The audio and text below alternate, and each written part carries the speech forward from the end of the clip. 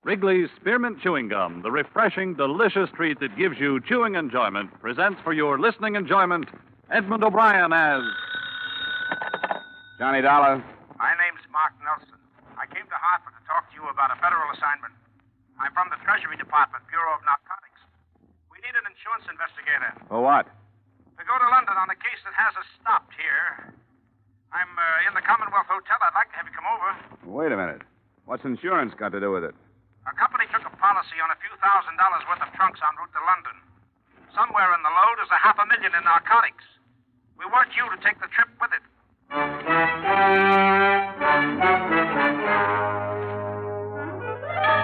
the makers of Wrigley's Spearmint Chewing Gum bring you Edmund O'Brien in another adventure of the man with the action-packed expense account.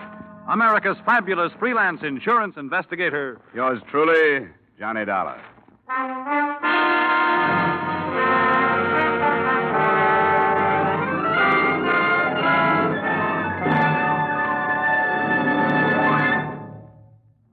To make every day more enjoyable, treat yourself often to refreshing, delicious Wrigley's Spearmint Chewing Gum. Here's a taste treat you can enjoy indoors, outdoors, at work, or at play. The cool, long-lasting mint flavor refreshes you. The smooth, steady chewing helps keep you fresh and alert. Adds enjoyment to whatever you're doing.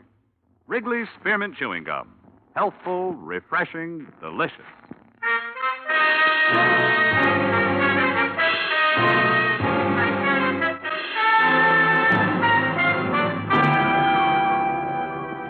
Expense account submitted by Special Investigator Johnny Dollar to Treasury Department, Bureau of Narcotics, Washington, D.C. The following is an accounting of my expenditures during investigation of the London matter. Expense account item 1, $1.75, cab fare to Commonwealth Hotel. I'll give you the background as briefly as I can, Dollar. We allowed the entry of some narcotics from India into Seattle. We've been trying to break up a big ring in the Pacific Northwest. But the stuff didn't stay there. We followed it south into Beverly Hills. Have you ever heard of Dorothy Rivers and Broderick Green? The woman? I think so. I saw her in a couple of plays in New York, didn't I? Yes, that's the one. She's been out west for the past 2 years making movies. Green's her husband, a director. The narcotics went to them. Well, to their house, at least. Well, they must have servants. Yes, they did, but that doesn't do us any good. There were 4 of them, but 3 of them have been discharged. They all had a hand in packing the trunks for this London trip. So any one of them or all of them could have packed the narcotics. You're sure that's what happened? We know they went into the house, but nothing has come out but the trunks. And I searched the place myself just before I flew east. Why don't you want to stop it? We cabled Scotland Yard, and they told us there's been a big increase in contraband over there in the past couple of years. You think this could be part of a pattern? Well, it's possible. You see, because they need our dollars, British Customs make it a point to extend a lot of courtesies to these visiting film celebrities. The stars always arrive with a lot of belongings and usually with a servant or 2. In the case of Green and his wife, just 1. A confidential secretary, a Miss Miller, Lorraine Miller. She's traveling with the trunks. Now, I want you to get acquainted with her. Well, that shouldn't be too difficult. Who's the policy with? Standard Liability Company. $20,000 for a 2-week period. That's a short-term gamble. It'd pay the company to keep an eye on it. Couldn't you use that? Well, it would depend on how young and susceptible this Miller girl is. She's young, Dollar. I got close enough to appreciate that. Expense account item 2, $675, passage to England on the SS Morristown. Before boarding, I received a few more bits of instruction by phone from T-Man Nelson. We've been in touch with Scotland Yard again, Dollar. They're assigning one of their best men to the case. An Inspector Finch. He'll arrange to meet you when your ship docks. We sent him a description. Yeah, Finch. Okay. What else? Well, we still aren't sure about the Miller girl, but her brother is going on the same ship. That could happen. He's got a passport under another name, Miles Fanning. Now, if you need help on the trip, the ship's detective is Clarence Dorn. Dawn. Okay, I'll find him. Okay, Inspector Finch is in London, and I'm flying over in a few days. I'll find you. Hey, Nelson, are you sure you trust me? I'll let you know when we finish this thing. Bon voyage.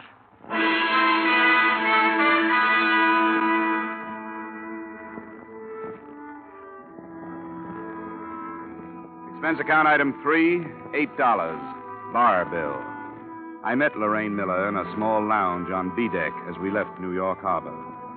She struck me as being young, all right, but susceptible only when she wanted to be. She had a face that didn't need much makeup and auburn hair that didn't need much messing with. Her hazel eyes were wide-spaced and seemingly candid, but they didn't tell me whether or not she knew who I really was. It must be an exciting job. Travel a lot? Meet interesting people? Yes, I once met a pig named Rollo who had eaten a diamond bracelet. Really, Mr. Dollar? Hey, how long are you going to be in England? About a year, I guess. The Greens are going to make a picture with somebody's frozen pounds. It's a smart thing to do, you know. Everybody who is anybody has some frozen pounds. You don't like these people. If it shows, it's because of this martini before lunch. I'm glad you're here. So am I. You traveling alone? Yeah, but that's my line, isn't it? What do you have, a cabin or a suite? A cabin. Then it's my line. I have a suite. I'll go take a nap in the tub, and you meet me there at 5. There's a little bar, and I'll order some things, and we'll be able to get some music on the radio and have dinner there. Oh, I really shouldn't. Hidden away from the rest of the people. Sound of the ocean outside. You'll like it. If I could only be sure that Mother won't worry about it.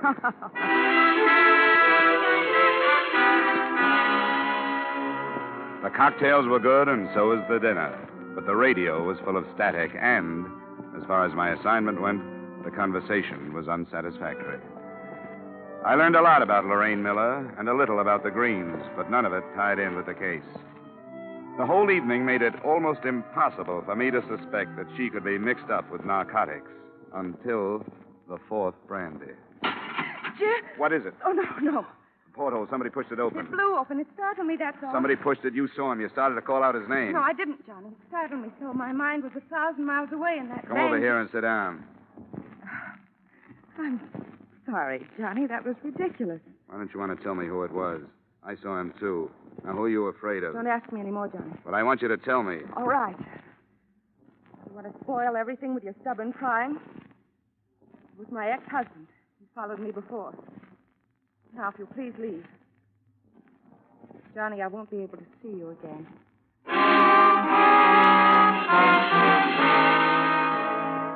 Selfishly, I was sorry it had to happen, but it meant progress. I knew it had been a brother outside the porthole, and she was covering up for him. The portly, balding ship's detective, Clarence Dawn, was sporting a well-worn flannel bathrobe and Congress gaiters when he let me into his cabin a half hour later. Well, welcome aboard, Dollar. They told me about you. Yeah, I looked for you up in the ballroom. I never bother with the ballroom the first night out. The con merchants are just picking their marks. The slick gamblers are softening the suckers by letting them win. Nothing you can get your teeth into first night out. Tomorrow I go to work. Sit down, huh? Yeah, thanks. Customs told me you might contact me. Always glad to help if I can. Thank you. There's a passenger aboard named of Miles Fanning. Fanning, huh? I got a duplicate list here somewhere. Oh, yeah. Baggett, Fallon, Fanning. Miles D. Fanning. 22 on secret. Yeah, that's the name. You know anything about him? Oh, let's see. I keep a notebook. Names of some of the hot ones that make the crossing. Fanning. Well, he's not here. Don't know anything about him. What's his specialty? Well, this trip he's using Ford's papers. Fanning's not his real name. Say, I'd better report that, hadn't I? No, the federal men want him left Is alone. he hot? He could be. Oh, yeah. Can't let me in on it, huh? I know how it is. I wish you'd pick him out tomorrow. Keep your eye on him for me. Sure, absolutely. Glad to help. Anything special you want? I'd like to know if he meets the girl in number 12A deck, Lorraine Miller. Auburn hair, hazel eyes, about 5 feet 4. Got it? I'd like to know if he sends any cables ahead to London. Like to see copies if I could. I'll get word to the radio operators right away. Thanks for the cooperation, Dawn. I'll check back with you tomorrow night. Right.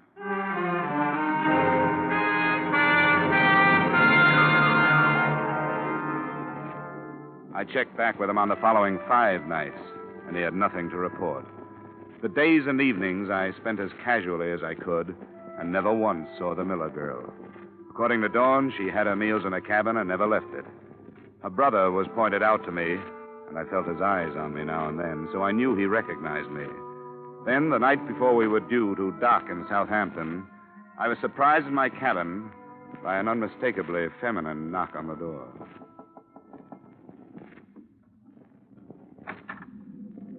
I think I owe you an apology. Well, I didn't expect it. Come on in. Sit down. I'm sorry, Johnny. I wish I hadn't blown up. Why did you? I don't know. I guess because, well, it was hardly the time for an ex-husband to come prowling around. It was too bad. The trip that started out to be a lark, this one has turned into a big flop. Have you enjoyed it? Well, I've met a lot of those interesting people, bridge players, deck tennis players, kind of Astor players, fat old gossips with jewels, drunks, nothing like much. Yes? This is Dawn, Dollar. Yes, Mrs. Johnson. Oh, you can't talk. Yes, that's right. I'll make it short. They met after dinner. Fanning went to the Miller cabin. Oh? I'm awfully sorry, Mrs. Johnson. I couldn't make it tonight. A previous engagement, but thanks for calling. I'll stay on him and see you later. I hope you find somebody. Night. That was one of them. Could I fill in a contract? Mr. Johnson is seasick. We can get together in London, can't we? That sounds fine. I think we can work it out. I hope so, Johnny. I really do. Now I have to go. I want to get everything packed tonight.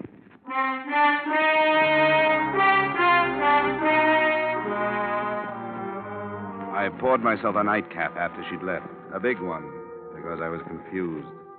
I didn't know why she'd come, or how much she knew about the narcotics, or how much she thought I knew. It was the first drink I'd had in my cabin out of my own bottle, and it was the last. I felt it the minute it was down. There was nothing I could do about it. But it was painless. The ship seemed to roll more heavily, and I pitched forward toward my bunk. After that, the ship could have sunk, and I wouldn't have known about it.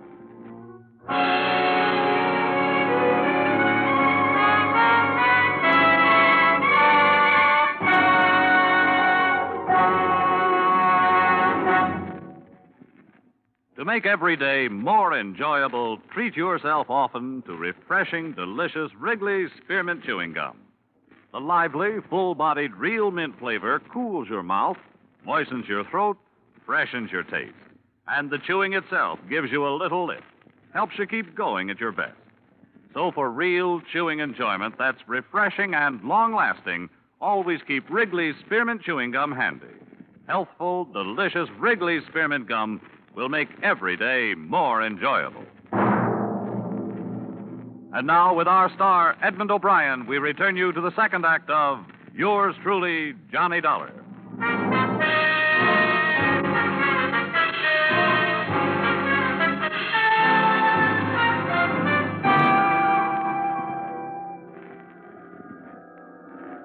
I don't know. Great shock to the system. Yes, it must be. Sinister amount of opiate. Amazing resistance. Well, we'll try. There. I don't dare give him any more stimulants, Inspector, but this should bring him round. Rather an unpleasant arrival, poor chap. Yes. That did the trick. Now I'll leave him to you, Inspector. Keep him awake, but don't expect too much at first. Yes, of course. Thank you, Doctor. Mr. Dollar? Mr. Dollar? Can you hear me, sir? Huh? What? You must try to stay awake. Can you open your eyes? Who are you? Chief Inspector Finch of Scotland Yard. Oh, the girl. I'm afraid Miss Miller has disembarked. Fanning? He's being followed by one of my men. Mr. Dollar, your system received a large amount of opiate, enough to render you unconscious for almost 12 hours. Do you know who administered it? We're in Southampton. Yes. It was a girl. She come to my cabin and there was a phone call. A phone call, sir? Yeah, the ship's detective has been giving me a hand, keeping his eye on Fanning. I wasn't watching her. She must have drugged the whiskey while I was talking. Oh, I was stupid. I shouldn't worry if I were you. The situation is nicely under control. The trunks? En route to the Green residence. However, the men in the lorry with it are from Scotland Yard. They'll unpack them, and I assure you nothing will pass unnoticed. Nice going, Inspector. Thank you, sir. We like to try. Now, if you could raise yourself and drink some of this coffee. All right. Yeah. Shouldn't be this hard. Nasty experience. Okay, let's have the coffee. Splendid. When you feel strong enough, we'll have an ambulance move you to my flat. You may rest there, and we shall await developments.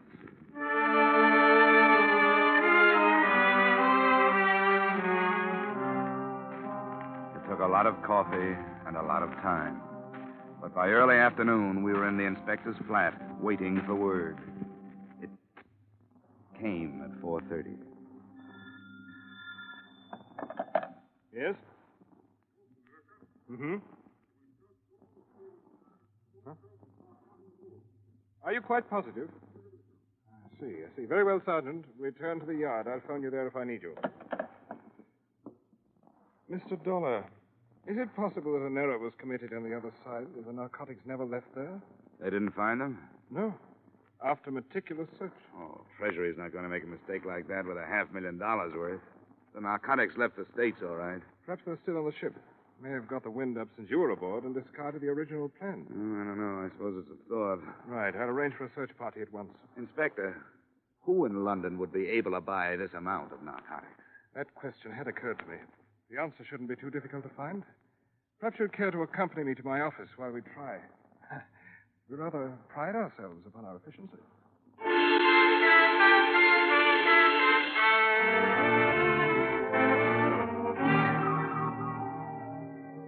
10 minutes after we got there, the ponderous machinery that is Scotland Yard started grinding out files on criminals. They were indexed according to every possible feature or characteristic. In the space of 2 hours, we had the name of every known narcotic suspect in London, and flying squad men had been sent out to cover them. But the first report that came in was negative. The ship had been searched without success. Then the phone rang again. Inspector Finch. Huh? Oh, yes, he's here. Mr. Dollar? Thank you. Oh. This is Nelson, Dollar. I just got in. Oh, good. Have you heard about the mess? Part of it. I went down to the ship. Dorn told me what happened to you. Are you all right? Yeah, sure, I'm all right, but the stuff got through. It's loose someplace here in London. The trunks? Unloaded and searched by Scotland Yard men, nothing. What about the girl? She's being watched. Anything on Miles Fanning? Well, the Yard's tailing him, too. Say, Nelson, are you sure the narcotics were put aboard the ship? Positive. But I'll get right on the transatlantic phone and get somebody to recheck the trail. I'm staying at the Empire. Call me if something breaks. Yeah, right. Treasury man, he's going to check the States to see if there was a slip. Good. $500,000. Rather a nuisance having that. This may be something. Yes? Mm-hmm. I see. Yes, at once. See that a driver and a radio cars at the main entrance. We want to stay in touch. Thank you. What was it? Any progress? Yes. Most unpleasant progress. The constable I assigned to follow the chap who calls himself Fanning has been shot to death. Oh? Progress lies in the fact that your ship detective fellow, Clarence Dawn, was killed at approximately the same time. Dawn? Yes. Do you have a pistol, Mr. Dollar? It's on the ship. We won't bother going there. I'll have two issued to us before we leave.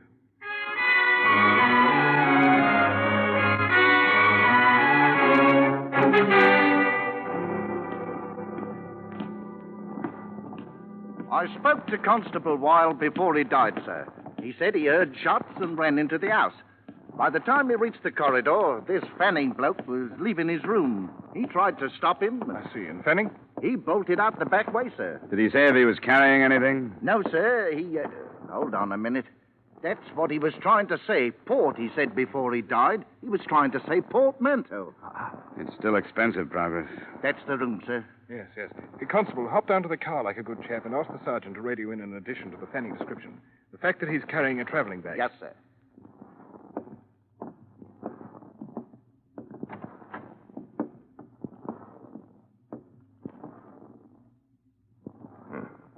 Is this Clarence Dawn?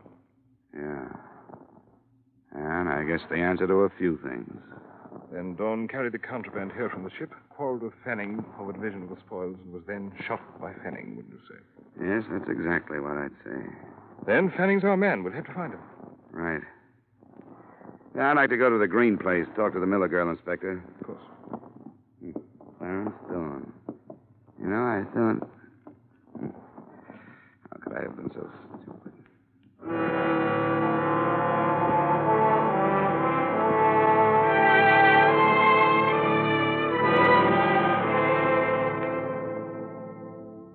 residence was dark when we arrived, and there was no response to either the doorbell or our shouts. We pulled up a few yards, and while we waited, we listened to the nervous talk between the radio cars that were combing the city for the man we called Fanning. A man answering the Fanning description has been reported in the square. Request flying squad men to search the building.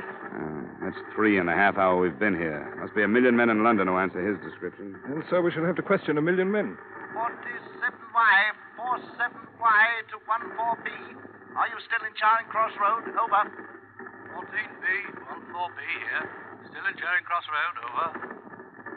47Y to 14B. Investigate 1936 Bentley crossing into your section. 1936 Bentley. Close coupled sedan. Black. Registration GY4110. GY4110. Acknowledge. Over. Cut it, Sergeant. Cut it. 4B acknowledging. Sergeant. Registration GY4110. Switch off the receiver. Oh, yes, sir.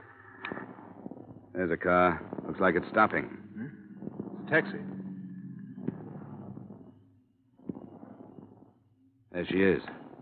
Come on, Inspector. But let me do the talking, will you? Right you are.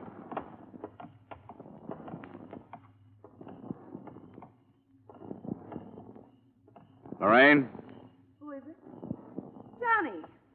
Johnny, where have you been? Where is he, Lorraine? What happened to you? I looked for you when we were docking. I came to your cabin and knocked. Stop it. Where is he, your brother? Johnny, Come on, where is he? what has he done this time? What'd you say? What has Jim done? You know what he's done. No, I don't. He wouldn't tell me. After everything that's happened, after you've lied to protect him, you're asking me to believe that you didn't know what he was doing? Yes, I'm asking you to believe me. You don't have to. I haven't known anything about Jim since the war. It wasn't my brother who came home. It was somebody else. Somebody to be ashamed of. A stranger I gave money to so he'd leave me alone. But he never did. It was the war. What has he done this time? Tell me, Lorraine. He knew you were coming to London? Yes. You saw him while you were getting ready to leave? He needed money. I hired him to help with the packing. Where is he, Lorraine? I've got a right to know what he's If done. you're telling the truth, it doesn't make any difference. The man's a criminal. He has to be taken. Now, I want you to tell me where he is. He's not my brother anymore, so it doesn't matter. He's going to Tangiers. How, on a ship or a plane? A ship. Which one?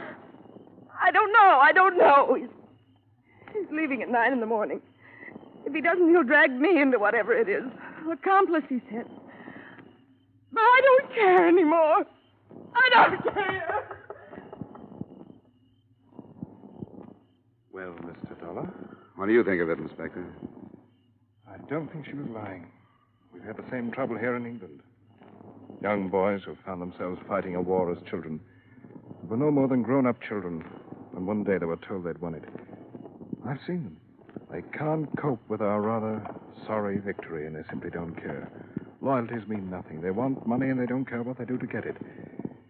Perhaps you, an American, and I, an Englishman, are partially to blame. Yeah, I guess the war is still with us, Inspector. After you, sir. Thanks. Sergeant, Yes, sir. I want to know which ship is sailing for Tangier tomorrow morning at 9. Right, sir. When you find out where she's docked, ask the yard to contact Mr. Nelson at The Empire. the Hotel Empire. Yes. In the meantime, Sergeant, you might drive towards Royal Albert Dock. Right you are, sir.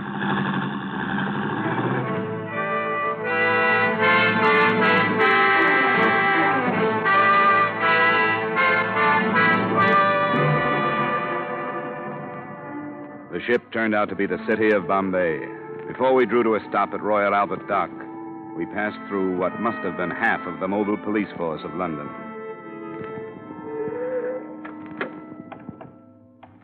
That must be Nelson's car. Yeah, there he is. Come along, Sergeant. We want you to stand guard at the gangway. Right, sir. Hello there, Dollar. I was beginning to wonder if you'd ever get here. It's only been 10 minutes, Nelson. This is Inspector Finch at Scotland Yard. Pleasure, sir. How do you do? Well, Mr. Dollar, Mr. Nelson, as you so quaintly put it on the other side, this is it? You're sure he's there? Oh, quite sure. Yeah, we got a radio report, and we hope they've cleared the ship of everybody else. Well, we might as well go. Right you are. I'm ready.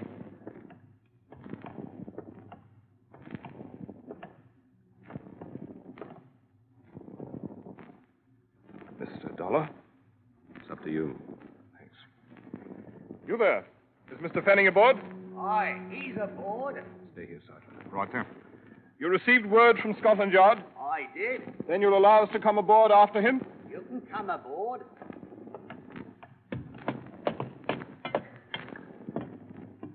He knows you've come. He's got a gun. Where is he? He went forward on deck. Everything below is closed off. Very good. We can find him up this way? That's the way.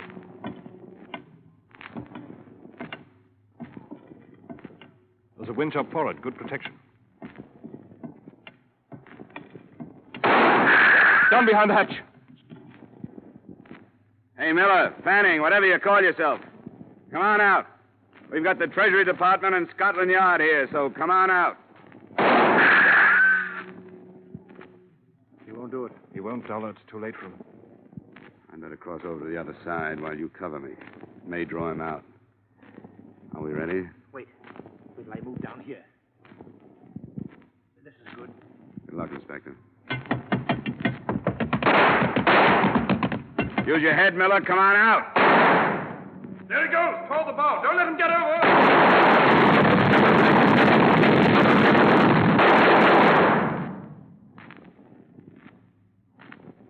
Inspector Finch? Yep. Nelson? Yes. Yes, you all right, Dollar? Yeah, what about him? He's dead, Dollar. We can search his cabin now.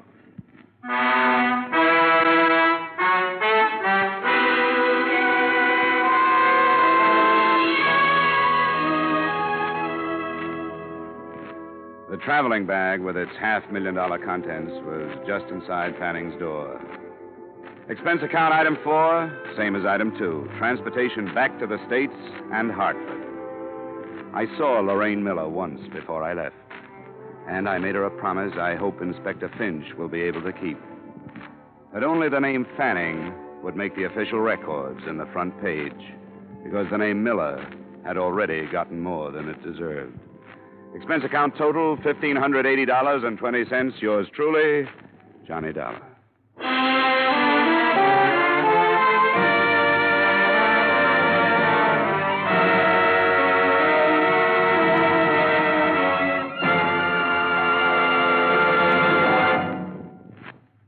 Remember, friends, to make every day more enjoyable, treat yourself often to refreshing, delicious Wrigley's Spearmint Chewing Gum.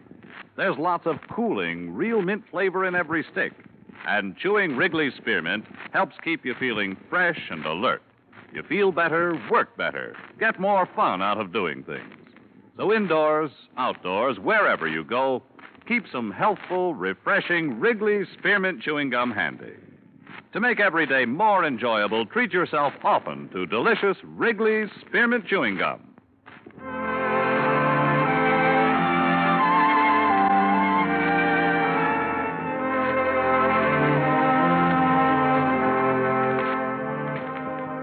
Yours truly, Johnny Dollar, brought to you by Wrigley's Spearmint Gum, stars Edmund O'Brien in the title role, and is written by Gil Dowd and David Ellis, with music composed and conducted by Leith Stevens.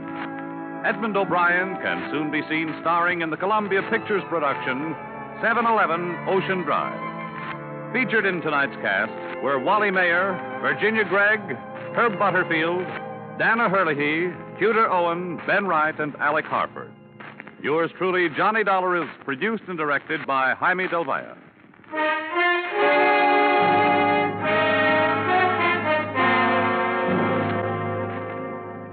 The makers of Wrigley's Spearmint Chewing Gum hope you've enjoyed tonight's story of Johnny Dollar and that you're enjoying delicious Wrigley's Spearmint Chewing Gum every day.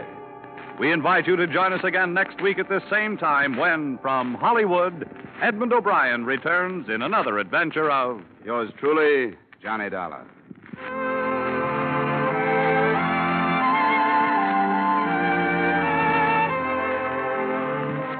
Bob Stevenson speaking.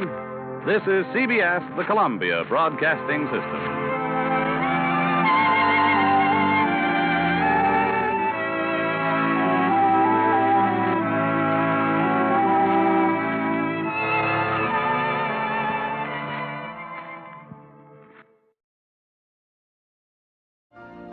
You've been listening to the OTR Gold Network. Find more classic radio at otrgold.com.